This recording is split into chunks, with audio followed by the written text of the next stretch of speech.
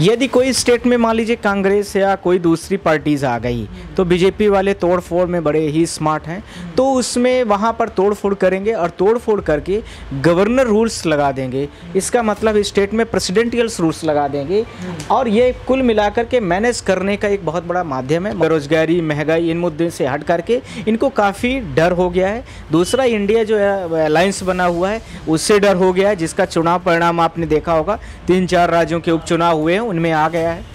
इसी के साथ में ये चाहते हैं कि इन 5 राज्यों के साथ में चुनाव हो जाता है तो सेंट्रल में जो बीजेपी है, लोगों को अभी यह नहीं पता है कि मुझे किस उसमें सिंबल्स में वोट डालना है, किस नाम के लिए वोट डालना है, किस एजेंडेस के लिए वोट डालना है, किस मुद्दे के लिए हमें वोट डालना है।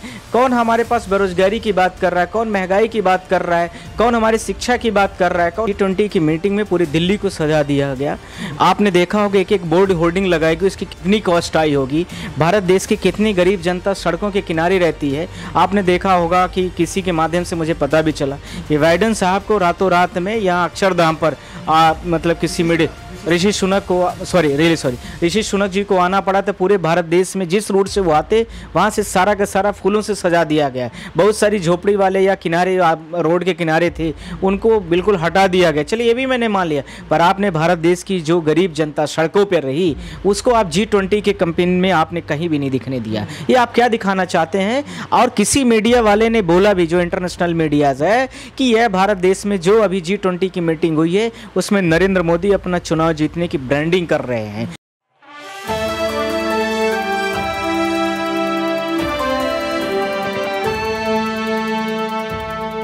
लोकतंत्र की कुर्सी पर बैठना क्या इतना मुश्किल हो गया है कि अब वन इलेक्शन वन नेशन की बात होगी, यानी कि एक राष्ट्र एक चुनाव। 2019 की बात कर लो, 14 की बात कर लो, तब ऐसा क्यों नहीं किया गया। लेकिन बात 2024 की है, क्योंकि इंडिया गठबंधन 26 विपक्ष की पार्टियां एक साथ आ जाना बड़ी बात है। क्योंकि यह कहा जाता है कि कांग्रेस पार्टी की सबसे दुश्मन पार्टी कोई है तो वो आम आदमी पार्टी है, क्योंकि आम आदमी पार्टी ने ही कांग्रेस पार्टी को तमाम बार जो है जड़ से उखाड़ फेंकने का काम किया। लेकिन आखिर क्यों यहां पर विचार और भावनाएं मिलने लगी आम आदमी पार्टी और कांग्रेस पार्टी की। तो आप देख सकते हैं कि जैसे जैसे इंडिया गठबंधन का रुख आगे बढ़ता हुआ नजर आ रहा है, वैसे वैसे लगातार इस बात को भी किया जा रहा है कि 24 के पहले ही एक राष्ट्र एक चुनाव करवा लेना चाहिए। तो सवाल तो यहां पर चुनाव आयोग पर भी बनते हैं कि सर आपने पहले ये निर्णय क्यों नहीं लिया, और अगर आप निर्णय लेने जा रहे हैं आगे, तो क्या इससे जनता को और या फिर पूरे देश को घाटा नहीं होगा? क्या बीजेपी को फायदा नहीं होगा? क्योंकि विपक्ष का यही कहना है कि इससे सबसे ज्यादा फायदा भारतीय जनता पार्टी को है। विपक्ष लगातार प्रेस कॉन्फ्रेंस कर रहा है और यह बता रहा है कि यही बीजेपी पार्टी की चाल है, यही सोच और अप्रोच है जिसके तहत जो है 24 के साथ साथ 5 राज्यों का विधानसभा चुनाव जीतना चाहता है। हालांकि राजनीति में आरोप और प्रत्यारोप लगता रहता है, लेकिन बात तो लोकतंत्र की कुर्सी पर है। बात तो यह है कि लोकतंत्र की कुर्सी क्या इतनी गंदी हो गई है, या फिर सच में लोकतांत्रिक मूल्यों का हनन ही किया जा रहा है, या फिर सच में विशुद्ध राजनीति की दास्तान में राजनीतिक पार्टियां फंस चुकी हैं। नमस्कार, आपके साथ मैं हूं ऋतिक सबिता। स्वागत है आपका नेक्स्ट 9 न्यूज में। हमारे साथ मौजूद हैं अभी यहां पर नरेंद्र मिश्रा जी। सर आपका बहुत बहुत स्वागत है। थैंक यू, आपको बहुत बहुत शुक्रिया। सर कैसे देख रहे हैं आप, वन नेशन वन इलेक्शन की बात हो रही है, एक राष्ट्र एक चुनाव, ये जरूरत है अभी इस वक्त? जो भारत देश का कॉन्स्टिट्यूशन है, उसके कॉन्स्टिट्यूशन में आर्टिकल से जो लिखे गए हैं उसमें पहले शब्द गए India is the Republican countries, और उसके साथ में आप जो प्रस्तावना है, प्रेम्बल्स है हमारे भारत देश की संविधान का, उसमें सारी चीज़ें स्पष्ट लिखी गई हैं। पर उसके बावजूद भी आपने देखा होगा कि इसके थोड़ा मैं डीप में भी जाना चाहता हूँ। 1951 से लेकर के 1967 तक के बीच में इंडिया ने इस तरह के कार्य किए हैं।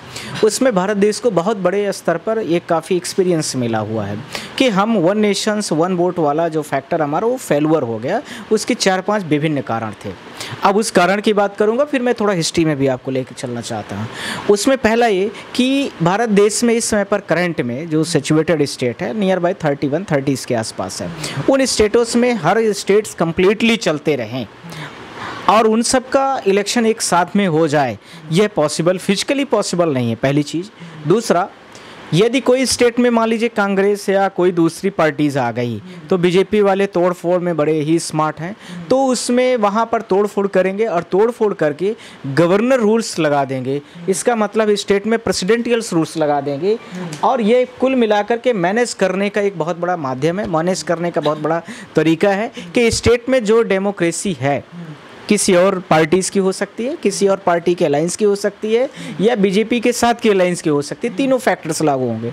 तो वहाँ पर उनकी ही पार्टी सत्ता में बनी रहे या उनसे मिलजुल करके, केंद्र में बीजेपी सरकार है, उनसे मिलजुल करके यदि आप रहोगे तो राज्य में आपकी जो स्टेट गवर्नमेंट्स है वो चल पाएगी। नहीं तो वहाँ पर प्रेसिडेंशियल रूल्स लगा देंगे और आपका चुनाव जब अगला 5 साल बाद चुनाव वर्ष आएगा उसके साथ में कराया जाएगा। इसका मतलब कि 5 सालों के बीच में जनता ने जो एक बार आपको वोट दिया था वो 5 साल बाद ही आपको मौका मिलेगा। क्यों नहीं सोच पा रहा? चुनाव आयोग पर ही जिम्मेदारियां हैं, सब कुछ हैं, इसके बावजूद भी कहीं ना कहीं ऐसा लग रहा है जैसे एक्टिव नहीं है।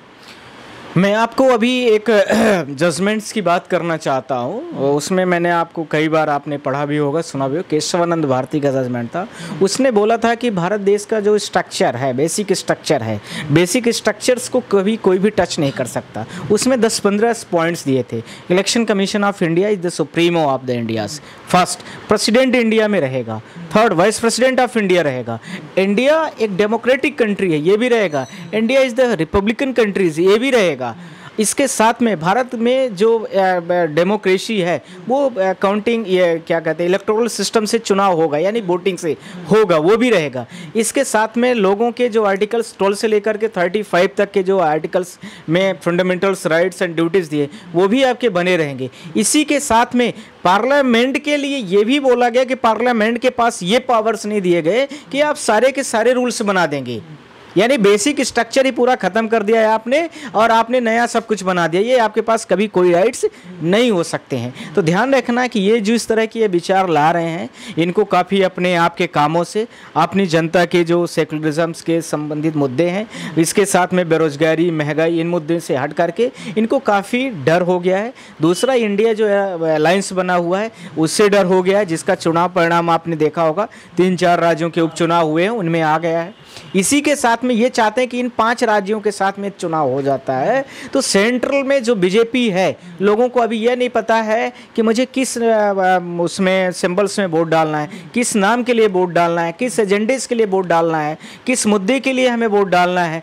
कौन हमारे पास बेरोजगारी की बात कर रहा है, कौन महंगाई की बात कर रहा है, कौन हमारी शिक्षा की बात कर रहा है, कौन हमारे मेडिसिन की बात कर रहा है। आप देखेंगे कि हेल्थ को लेकर के इतने हैवी कॉस्ट हो गई ट्रीटमेंट की, आज गरीब आदमी मर रहा है। आप तो सिर्फ 5 किलो के अनाज में पूरे भारत देश को आपने गिरवी कर लिया है। और 1 नेशन 1 वोट का यही कॉन्सेप्ट इनका कुल मिला के है कि हम अभी केंद्र में दोबारा सत्ता में नहीं आ पाएंगे तो हमें राज्यों में कैसे अपना ऑक्यूपेशन करके रखें, कैसे दबाव बना के रखें, क्योंकि सेंट्रल से ही गवर्नर जो रेगुलेट होगा। क्या यही तानाशाही की तस्वीर है? लोकतंत्र की कुर्सी सर इतनी गंदी हो गई है क्या या फिर लोकतंत्र को ही गंदा कर दिया गया है? क्योंकि सर बात तो कुर्सी की है ना। आप सरकार क्यों चुनते हैं, हम सरकार क्यों चुनते हैं कि हमारे लिए काम करे, लेकिन अब ऐसा लगता है कि ये सरकार जो चुनी जा रही है वो सिर्फ कुर्सी के लिए चुनी जा रही है, कुर्सी पे बैठना है, जैसे बैठ पाए वैसे बैठना है। आपने बिल्कुल ही करेक्ट मुद्दा उठाया है। अभी आपने देखा होगा कि G20 की मीटिंग हुई है। G20 की मीटिंग में पूरी दिल्ली को सजा दिया गया। आपने देखा होगा एक बोर्ड होर्डिंग लगाएगी, उसकी कितनी कॉस्ट आई होगी। भारत देश की कितनी गरीब जनता सड़कों के किनारे रहती है। आपने देखा होगा कि किसी के माध्यम से मुझे पता भी चला कि बाइडेन साहब को रातों रात में यहाँ अक्षरधाम पर मतलब किसी ऋषि सुनक जी को आना पड़ा। तो पूरे भारत देश में जिस रूट से वो आते वहाँ से सारा का सारा फूलों से सजा दिया गया। बहुत सारी झोपड़ी वाले या किनारे रोड के किनारे थे उनको बिल्कुल हटा दिया गया। चलिए ये भी मैंने मान लिया, पर आपने भारत देश की जो गरीब जनता सड़कों पर रही उसको आप G20 के कैंपेन में आपने कहीं भी नहीं दिखने दिया। ये आप क्या दिखाना चाहते हैं? और किसी मीडिया वाले ने बोला भी, जो इंटरनेशनल मीडियाज है, कि यह भारत देश में जो अभी G20 की मीटिंग हुई है उसमें नरेंद्र मोदी अपना चुनाव जीतने की ब्रांडिंग कर रहे हैं, न कि ये बहुत सारे रेलेवेंट मुद्दे उठा रहे हैं। दूसरा ये हो गया।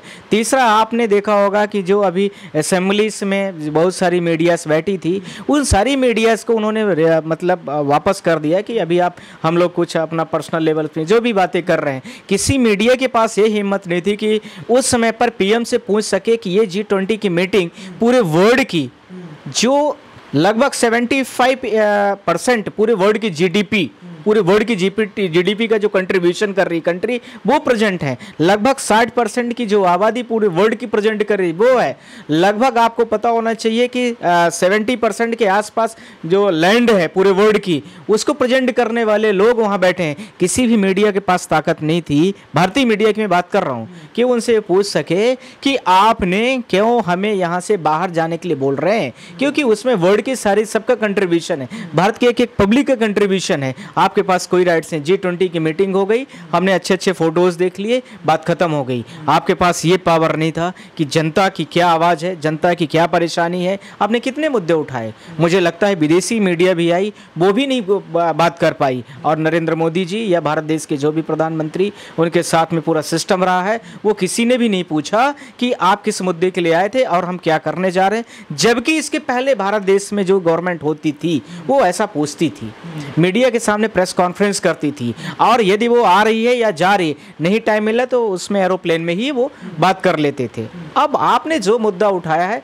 वन नेशन वन वोट वाली, ये इनका सफल प्रयोजन नहीं है। इसलिए हिस्ट्री पढ़ाई जाती है कि हिस्ट्री से आप पुराने अनुभवों को लेकर के आगे का बेस बनाए, इन गलतियों को आप दोबारा न रिपीट करें। पर बीजेपी गवर्नमेंट को अपने हार का डर है, जिसको लेकर के ये दोबारा ऐसा करना चाहते हैं। पर इस चीज़ को आप लोग ध्यान रखना, जो केशवानंद भारती वाला जजमेंट है और उसके साथ में 8-10 और जजमेंट हैं, उन जजमेंटों में आर्टिकल 13 का प्रॉपर क्लियरेंस है कि इनका वायलेशन नहीं होना चाहिए, फंडामेंटल स्ट्रक्चर का वायलेशन नहीं होना चाहिए। यदि ऐसा कुछ हुआ तो ध्यान रखना कि हम सारे लोग 140 करोड़ की आबादी से मैं अपील करूंगा, यदि आपके राइट्स का वायलेशन हो रहा है तो आपके पास पूरे राइट्स हैं कि आप उसका अपील करिए सुप्रीम कोर्ट में, आप उस संबंधित डिपार्टमेंट में जाइए, उसका विरोध करिए। यदि कुछ गलत है, आपके लिए सरकार चुनी जाती है, आपके लिए सरकार बनाई जा रही है, और यदि कुछ ऐसा होता तो हम उसको सुप्रीम कोर्ट में आर्टिकल 32 में चैलेंज करेंगे। इसमें कोई भी जरा भी समस्या मुझे नहीं है, कम से कम। तो ये नरेंद्र मिश्रा ने आपको बताया। सबसे बड़ी बात यहाँ पर है कि दो बातें निकल कर आई कि वन नेशन वन इलेक्शन की सच्चाई क्या है। दूसरी बात, एक तो G20 और एक जी गरीबी, यानी कि आप ये देख सकते हैं कि गरीब कहाँ थे, क्योंकि यहाँ पर बात सही है कि आपने G20 के लिए दिल्ली को सजा दिया, लेकिन गरीबों पर उसका क्या असर पड़ा ये आपको भी नहीं पता है। आपने ऊपर की तस्वीर दिखा दी, लेकिन अंदर की तस्वीर आपने नहीं दिखाई। लेकिन अब देखना ये पड़ेगा कि वन नेशन वन इलेक्शन पर सरकार का क्या कदम होगा, चुनाव आयोग का क्या कदम होगा, और जो विशेष सत्र बुलाया गया उसमें क्या जो है बातें होने वाली हैं। विपक्ष क्या सवाल पूछेगा, सत्ता पक्ष क्या जो है सवाल का जवाब देगा। हालांकि सत्ता पक्ष से ये उम्मीद नहीं की जाती है सवालों के दौरान, क्योंकि ये हर एक नेता ने कहा है कि जब भी संसद सत्र में सवाल पूछे जाते हैं उसका जवाब तो नहीं मिलता है, तारीफों के पुल बांधे जाते हैं। अब पुल कब तक बंधेंगे, कब तक बातें चलती रहेंगी, ये समय तय करेगा। लेकिन जाते जाते एक सवाल आपसे रहेगा कि क्या देश के लिए वन नेशन वन इलेक्शन ठीक है। आज की इस खास रिपोर्ट में बस इतना ही। देखते रहिए नेक्स्ट 9 न्यूज। कैमरामैन सुमित के साथ ऋतिक सविता।